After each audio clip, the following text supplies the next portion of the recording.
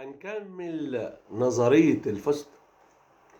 إن لم تحلم به فكيف ستحققه؟ لازم يكون عندك حلم، وحلم مش صغير، حلم كبير، لأن الأحلام الكبيرة كثيرا ما تنتهي بتحقيق متوسط، إنجاز متوسط. أما الأحلام المتواضعة ماشي هيحصل ليها إنجاز بسيط أو إنجاز تافه. الأحلام الصغيرة تعمي بصرك عن الاحتمالات الكبيرة، أما الأحلام الكبيرة ماشي فتقودك وتخلي عندك أمل لا تصل إلى آفاق بعيدة لم يحلم بها معظم الناس من حولك. حين تحلم، مثال بسيط، بقرص عيش ستحصل في النهاية على كسرة خبز، ولكن حين تحلم على مصنع معجنات مثلا لن تنتهي بأقل من متجر فطائر. فلازم الحلم بتاعك يبقى كبير عشان الإنجاز اللي انت هتوصل له يبقى متوسط. لازم بقولك الشاطحون في أحلامهم هم من يقودون نحو المستقبل. يعني اللي بيحلم بحاجة كبيرة هو اللي بيقود الأمة كلها، اللي بيخلوهم يفكروا في حاجة هتحصل في المستقبل. أما العقلاء والمتحفظون فبالكاد ينجحون في قيادة أنفسهم. لم أدرك شخصية عبقرية مصطفى محمود إلا حين ألف فيه أحد النقاد كتاب بعنوان شطحات، حاجات غريبة يعني. مصطفى محمود لم أدرك عظمة الروايات العلمية إلا حين تحقق الشطحات اللي كانت بيقولها قبل زمن طويل. تحققت هي الأيام دي، وأنت لابد من جهتك يجب أن تكون حالما كبيرا إذا أردت أن تكون لديك إنجاز عظيم. يجب أن تكون صاحب أحلام كبيرة وخيالات جريئة لتصل في النهاية إلى إنجازات حتى وإن كانت أقل من طموحاتك، لكن أفضل من جميع المترددين حولك. وحين يجتمع لديك الحلم مع قوة الإرادة لن تحقق أهدافك فقط، بل ستجبر العالم على اتباعك واللحاق بك. انظر إلى داعية الحقوق المدنية مارتن لوثر كينج، وكيف قدم للسودة حلما بإمكانية مساواتهم مع البيض في أمريكا في خطبته الشهيرة لدى حلم التي ألقاها عام 1960. انظر إلى الكتاب الخيال العلمي وكيف قدموا لنا أحلاما صعبة أن تتخيلها، زمن طرحها لأول مرة مثل الطيران والصعود إلى القمر وتحول العالم لقرية إلكترونية صغيرة. إحنا طلعنا القمر ودلوقتي الطيران ما شاء الله والعالم كله بقت بتشوفه في لحظة. ففي عام 1865 كتب الفرنسي جول فيرن رواية بعنوان رحلة إلى القمر.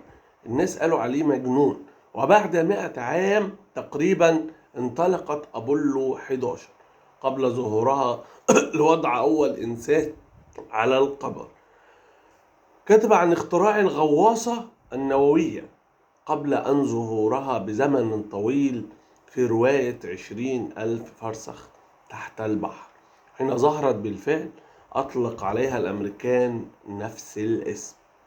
أما ألدوس هيكسل فتنبأ عام 1932 بظهور أطفال الأنابيب في رواية عالم جديد شجاع. وطبعا أطفال الأنابيب مليانة الدنيا دلوقتي. وتنبأ الإنجليزي أرثر كلارك عام 1970 بظهور الأقمار الصناعية وشبكة الإنترنت، الشبكة العنكبوتية، في رواية الوليد المرعب. وما فعله الحالمون أنهم قدموا لنا أحلاما استثنائية وخططا مستقبلية جذبت العالم والأوساط العلمية باتجاه تحقيقها. لاحظ أن الإنجازات التاريخية العظيمة تقف خلفها شخصيات عظيمة غرزت في أتباعها الحلم والإيمان وإمكانية الإنجاز. لاحظ كيف شكلت نبوءات المصطفى صلى الله عليه وسلم بالفتوحات التالية لوفاته دافعا لأصحابه باتجاه تحقيقها. فالعرب كانوا حتى موعد البعثة النبوية قبائل متفرقة وأحلام مبعثرة، ولم يتصوروا أبدا مقارعتهم لأقوى إمبراطوريتين في ذلك الزمان الروم والفرس، غير أن إيمانهم برسالتهم وثقتهم بالتغلب عليهم ارتفعت بفضل سلسلة من الأحاديث التنبؤية المدهشة، مثل قوله لأصحابه: إن الله زوالي الأرض فرأيت مشارقها ومغاربها، وإن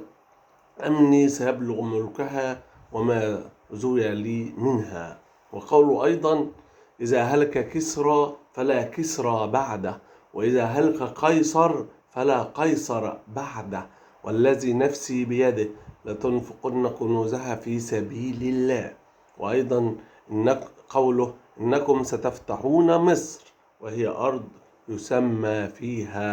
يسمى فيها القراط، فإذا فتحتموها فأحسنوا إلى أهلها فإن لهم ذمة ورحمة. بل وذهب إلى أبعد من ذلك حين لتفتحن القسطنطينية ولنعم الأمير أميرها ولنعم الجيش ذلك الجيش. وهذا الحديث بالذات استدعى محاولات كثيرة من الخلفاء الأمويين والعباسيين علهم ينالون شرف هذه النبوءة، حتى تحققت على يد محمد الفاتح عام 857 هجرية.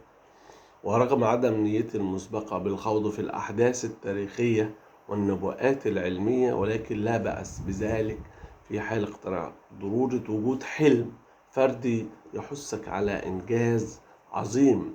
فحين تصنع حلمك الخاص تكون قد قطعت شوطا كبيرا في إنجازه، وكلما كان حلمك كبير سيتحقق منه إنجاز كبير أو إنجاز متوسط أو فوق المتوسط. خلي حلمك كبير عشان الإنجاز بتاعه يبقى كبير، مش يبقى إنجاز بسيط. لو حلمك بسيط هيبقى تافه، لو حلمك متوسط هيبقى بسيط. لكن إحنا عايزين الأحلام الكبيرة، حتى لو قالوا علينا مجانين لكن هنوصل إن شاء الله نحقق بيها أمانينا في المستقبل قريب إن شاء الله. كل سنة وأنتم طيبين.